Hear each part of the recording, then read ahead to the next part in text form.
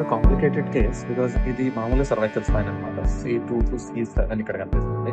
ఈ పైన ఏమో నెక్ నుంచి ఈజీ యాక్సెస్ ఉంటది. కింద C7D1 ఏమో కొంచెం రొటేటెడ్ ఉంటది. అండ్ ఈ ముందున్న మానుబ్రియం స్టర్నమ్ అంటే చెస్ట్ బోన్ కి చాలా దగ్గరలో ఉంటది అనమాట. అండ్ యాంగిల్ కూడా చూడండి, ఈ యాంగిల్ లో ఉంటుంది. సో మైక్రోస్కోప్ ఈ యాంగిల్ లోనే కనిపిస్తుంది. సో ఈ యాంగిల్ లో వెళ్ళడం కష్టము. సో ఈ డిస్క్ ఉండింది అండ్ ఇక్కడ కనిపిస్తున్న డిస్క్ ప్రెస్ చేస్తుంది లోపల. సో ఇప్పుడు ఎక్స్పోజ్ చేసుకొని ఈ డిస్క్ అంతా ఇక్కడ దాకా ఐడెంటిఫై చేసుకొని నేను రిమూవ్ చేశాను.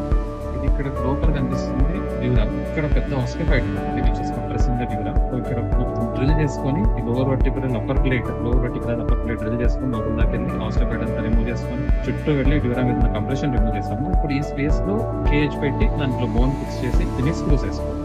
హలో అండి, అందరికీ నమస్కారం. నా పేరు శ్రీధర్ రెడ్డి. మా నాన్నగారి పేరు వెంకటరెడ్డి. వీక్ అయిపోయి బాగా ఈజీగా ఉంటే ఊకంటూ కింద పడడం, వెయిట్స్ మోయలేకపోవడం అలా ఉంటే కొంచెం ఇబ్బంది అవుతుంది అని చెప్పేసి మళ్ళీ ఇక్కడ తెలిసిన వాళ్ళని ఇలా ఐకానిక్ హాస్పిటల్ సజెస్ట్ చేశారు చాలా మంది. సరే అని అలా భయపడుతూ వచ్చాం కొంచెం. బట్ డాక్టర్ శశాంత్ గారు చూసి అంతా రిపోర్ట్స్ అంతా చూసి ఓకే చేద్దాం సర్జరీ అయ్యిందని చెప్పి ఒక ధైర్యం ఇచ్చేసారు. సరే అని చెప్పి మేము చేయించాం. మన లాస్ట్ 3 days బ్యాక్ సర్జరీ చేశాక ఒక 2 days అలా ఐసీయూలో పెట్టారు. ఓకే అబ్జర్వేషన్ అంతా బాగానే ఉందని చెప్పి జనరల్ లో షిఫ్ట్ చేసి ఓకే మంచిగా ఉంది, ఈరోజు డిశ్చార్జ్ చేస్తున్నారండి. మంచిగా ట్రీట్మెంట్ చేసినందుకు అండ్ వాళ్ళ హాస్పిటాలిటీకి వాళ్ళ టీమ్ కి ధన్యవాదాలు, థ్యాంక్స్ చెప్పుకుంటున్నాం. సార్ నాకు మంచిగా చేసినందుకు సార్ ధన్యవాదాలు.